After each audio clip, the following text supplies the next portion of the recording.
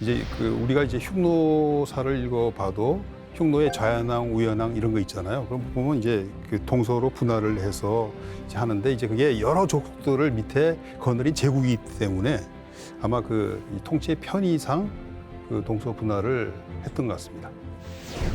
로마 제국 사회라는 게 굉장히 이제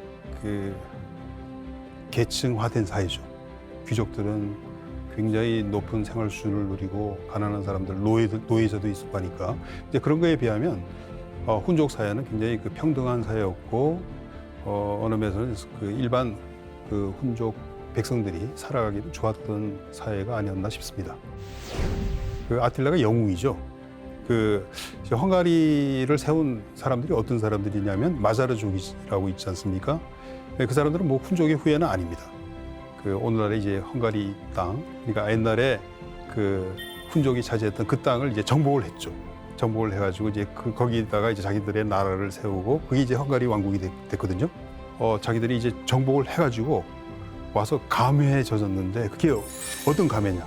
옛날에 아틸라의 본영이 있던 곳에 자기들이 왔다. 네? 그래서 뭐 말할 수 없는 감흥을 느꼈다라는 기록이 있습니다. 우리 역사의 진실을 탐구하는 역사대담, 유럽과 만난 동양 유목민의 역사와 문화에 대해서 알아보고 있는데요. 오늘도 상생문화연구소의 김현일 박사님을 모시고 지난 시간 훈족에 이어서 등장한 부족들에 대해서 알아보는 시간을 갖기로 하겠습니다. 예, 박사님 안녕하십니까? 안녕하세요. 지난 시간에는 서양 역사의 분기점이 된 하나의 훈족에 대해서 우리가 알아보았는데요. 이 훈족의 들을 이어서 등장한 부족이 아바르족이라고 이제 하더라고요. 이 아바르족에 대해서는 사실 우리에게는 좀 생소한 감이 있는데 어떤 민족입니까?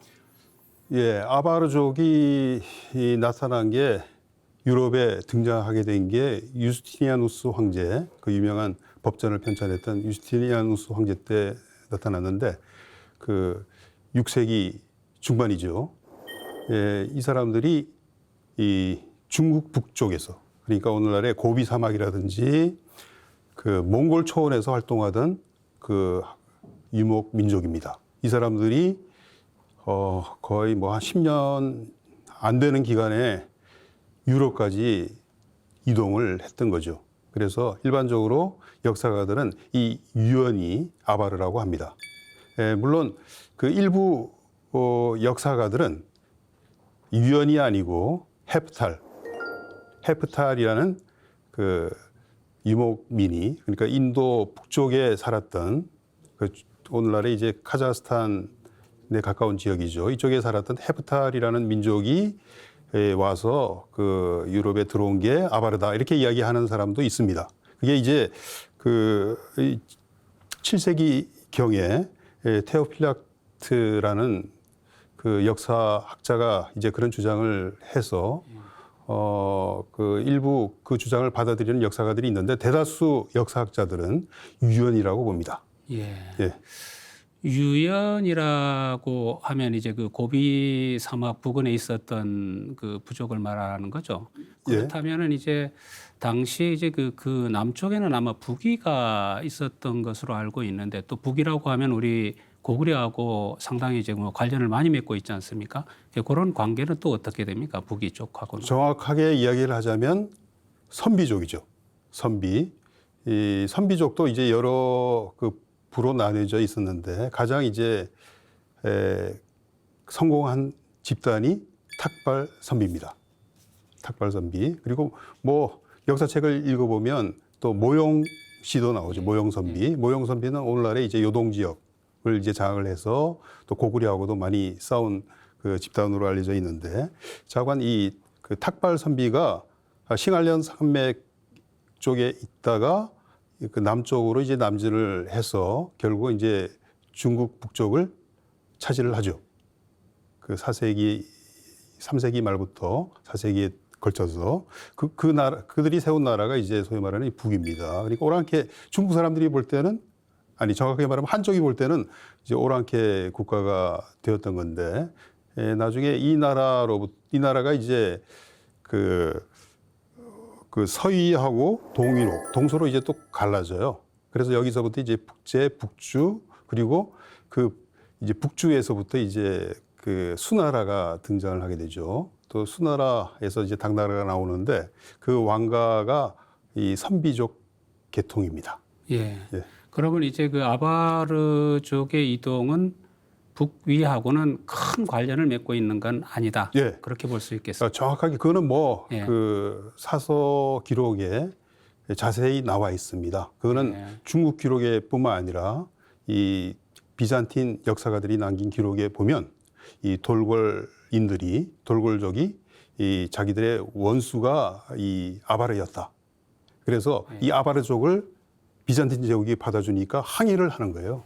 그래서 이제 그 교섭한 기록들을 보면 그 자세히 나와 있습니다. 예, 뭐 유연이라고 하더라도 뭐 당시에 이제 뭐 북이, 고구려, 유연 이렇게 대치가 돼 있었기 때문에 우리 역사하고도 이제 그 어느 정도 조금이라도 이제 그 관련은 맺고 있었겠네요, 그죠? 고구려가 이제 그 여러 유목민들하고 이제 관계를 맺습니다. 어떨 때는 동맹을 맺기도 하고 또 어떨 때는 싸우기도 하는데 제가 알고 있기로는 돌고라고는 이제 확실한 동맹이었고 유연하고는 좀 싸웠던 기록이 있는 것 같고요. 제 기억으로는. 예. 그 다음에 뭐 그 모용씨하고는 뭐 거의 원수처럼 많이 싸웠고 그렇습니다. 예. 이제 뭐 그쪽은 연구를 조금 기대를 하겠고 아무래도 이제 그 아바르족이 아까 뭐 10일 만에 이제 그 서쪽으로 이제 그 이동을 하고 있는데 그렇다면 이제 그 유럽의 입장에서도 지난 이제 그 훈족에 이어가지고 이제 그 아바르족이 대체된 것으로 이제 그 볼 수가 있겠네요. 예, 그러니까 이제 또 그 말 타고 예. 이상하게 생긴 동양 그 인의 모습을 한 사람들이 나타나니까 훈족에 그 물러갔던 100년 전에 물러갔던 훈족의 후예들이 또 나타난 게 아니냐 이렇게 이제 생각을 한 사람들도 있어요. 그러나 훈족의 후예는 아니고 이 사람들은 또 다른 중국 쪽에서 밀려온 그 아바르라는 사람들이었다. 이렇게 이제 이야기를 할 수가 있습니다. 예, 그 아무래도 이제 당시 유럽에서는 훈족의 그 공격에 의한 그 두려움도 상당했었지 않습니까? 네. 그렇다면은 아바르족의 어떤 그 침공도 상당히 그 놀랬겠습니다. 아무래도. 처음에는 이제 그 아바르족에 밀려난 그 여러 족속들이 있습니다. 이제 그러한 그 족속들 중에서 뭐 사비르인들 여기 뭐 시베리아 그 서시베리아에 살았던 족속 같은데 그 사람들이라든지 또 여러 족속들이 그 나타나 가지고 비잔틴 제국으로 들어와요. 그 사절들을 보내 가지고 우리가 공격에 처해 있기 때문에 우리를 도와달라. 우리가 누구한테 공격을 받고 있냐면 아바르라는 그 족속한테 공격을 받고 있다. 이렇게 해서 이제 아바르가 알려지거든요. 그런데 이제 그 아바르인들이 사절을 보내요. 그 유스티니아누스 황제한테. 그래서 이제 우리하고 이제 동맹을 그 맺자라는 우리하고 이제 상업적인 관계도 맺고 동맹을 맺자라는 그 이야기를 하게 되는 겁니다. 직접 처음부터 공격을 한 건 아니고 그러다가 이제 동맹 관계를 맺어요. 예, 그랬는데 이 유목 민족들이라는 게 또 드세지 않습니까? 그러니까 그 비잔틴 제국하고도 이제 그 싸우게 되고 특히 그 아바르족이 이 슬라브족을 이제 지배를 하게 돼요. 다뉴브강 이 북쪽에 있는 그리고 흑해 북안에 있는 슬라브족을 지배를 하는데 이 슬라브족이 그 이때부터 활성화되기 시작해가지고 힘이 강해지니까 비잔틴 제국 내로 이 침략을 하게 되었던 거죠. 그때 이제 그 아바르인들도 아마 거기에 편승을 했거나 아니면 그 아바르족이 지휘를 해가지고 이 슬라브족이 이 비잔틴 제국 내로 이제 들어간 것으로 많이 보고 있습니다. 그래서 여러 차례 이제 침공이 이루어지고 심지어는 뭐 그 슬라브족이 그리스 저 밑에 펠로소스 반도까지 이 공격을 해 들어가서 심지어는 뭐 거기서 아직 땅을 차지해가지고 정착하는 사람들도 나오고 그렇습니다. 예. 그 훈족에 이어 가지고 다시 그 유럽을 상당히 그 혼란 속에 각 부족을 혼란 속에 뒤흔들어 놓기 시작하는 거죠. 예, 그랬네요. 그렇게 본다면은 그렇게 그 강성했던 하나의 그 부족이 되는데 사실 저희들 앞에는 이게 생소한 이름이거든요. 그 이 부족은 그 어떻게 역사 속에 이제 사라지게 됩니까? 그 아바르족은 실제로는 이제 서양사를 좀 공부를 해보면 아바르족 생각보다는 많이 나옵니다. 언제 나오느냐? 바로 이 샤를마뉴라고 있잖아요. 칼 대제라고 하는 이 프랑크 왕국을 하나의 제국처럼 만들었던 이 왕 때 아바르인들하고 몇 년 동안 전쟁을 합니다. 그러니까 무슨 소리냐면 이 프랑크 제국이 국경을 아바르인들하고 접하고 있는 거예요. 그 국경지대가 어디냐? 바로 오늘날의 오스트리아 지역입니다. 그래서 오스트리아가 당시에는 이제 일종의 국경지대예요. 그래서 이 군사령관을 거기 파견을 해가지고 그 오스트리아 그 변경백 혹은 아바르 변경백이라는 그 이야기도 있습니다. 그런 칭호도 있는데 아바르인들의 공격을 대비하는 그런 군강구를 설치를 하거든요. 그래서 이제 그 관계가 그 대립적이다가 결국은 샤를마니우가 전쟁을 통해서 이 아바르 제국을 멸망을 시키게 됩니다.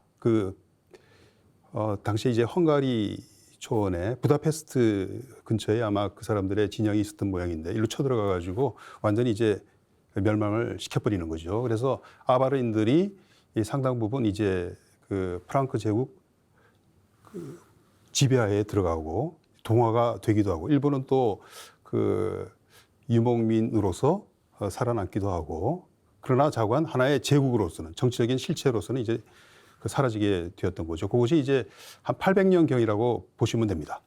예. 그러니까 무려 2세기 이상 동유럽에 있어서 그 여러 족속들, 특히 이제 슬라브족들을 지배했던 그 동양 유목민의 제국이 이 2세기 이상 존속했다 이렇게 이야기를 할 수가 있는 것이죠.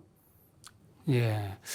사실 그 유목민의 지금 역사를 계속 듣다 보면은 이게 이 정착한 민족에 비해서 이 흥망성쇠가 상당히 빨리 진행이 되는 것 같아요. 보니까 이제 뭐 훈족도 그렇고 지금 아바르족도 그렇고 그러면 이제 이 아바르족이 다시 또 이제 어쨌든 역사 속에서 힘을 잃고 있지 않습니까? 그러면 그 자리에는 또 어떤 유목민이 등장을 합니까? 예, 아바르족의 뒤를 이어서 등장한 사람들이 이 불가르족입니다. 불가르족. 그런데 이제 그 불가르족이 하나의 단일한 무슨 족속은 아니고 여러 그 집단들이 이제 일종의 동맹을 결성을 했던 이제 그런 연합 세력입니다. 그래서 불가르라는 말 자체가 투르크어로는 이제 연합이다 이런 이제 뜻이라고 그래요. 그래서 주도적인 그 집단이 바로 훈족의 후예였다라고 합니다. 훈족의 그 후예 중에서도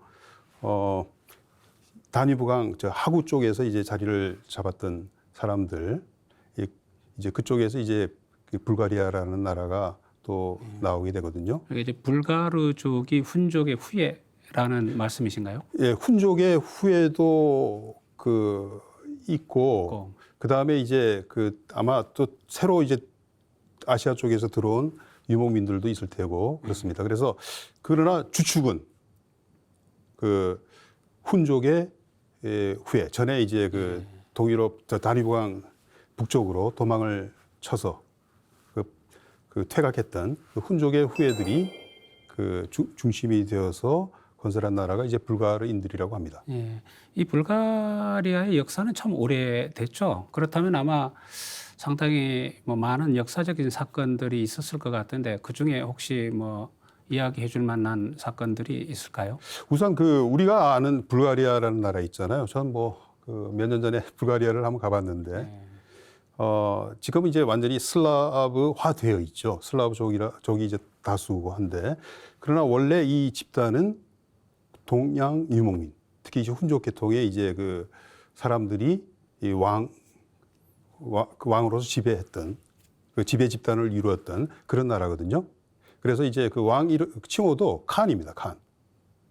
그런데 이제 그 오늘날에 우리가 알고 있는 이 불가리아가 이 7세기 말에 이제 성립하고요. 그 이전에 또 불가리아가 있습니다. 그걸 그리스 사람들은 이제 비잔틴 사람들은 대불가리아라고 불렀습니다. 대불가리아. 대불가리아는 어디 있었느냐? 오늘날에 이제 우크라이나하고 러시아 일대에 걸쳐 있었다라는 거죠. 예, 그래서 이제 그 유럽, 중세 유럽의 연대기를 보면, 그 쿠브라트라는 사람이, 이 쿠브라트라는 인물이 이 불가리아를 그 건국한 사람으로 나옵니다. 그런데 이제 그 건국의 계기가 뭐냐면 아바르 제국이 630년인가 620년대에 가서 이제 그 슬라브인들의 이제 반란이 일어나기 시작해요. 슬라브인들이 이제 아바르족의 거의 노예처럼 이제 지배를 받다가 거기에 대한 이제 불만 때문에 이제 반란이 일어나게 되는데 그걸 틈타 가지고 이 아바르 지배하에 있던 여러 그 유목 집단 그 중에서 이제 훈족의 후예들이 중심이 되어 가지고 이 사람들이 이제 나라를 세운 게 대불가리아라는 나라고 그 지역이 이제 아까 말한 대로 이제 그 우크라이나, 남러시아 일대의 초원지대였다고 합니다. 그래서 그러면 이제 당시에 그 대불가리아가 있고 또 불가리아가 있는 건 아니죠? 아니 그러니까 이제 대불가리아가 있었는데 있고? 그게 오래 가지를 못한다는 거죠. 예. 왜 이제 이 대불가리아가 그 오래 가지를 못했냐면 이 투르크 계통의 족속이 이제 다시 들어오는데 이 사람들에 의해서 이제 깨지는 거예요.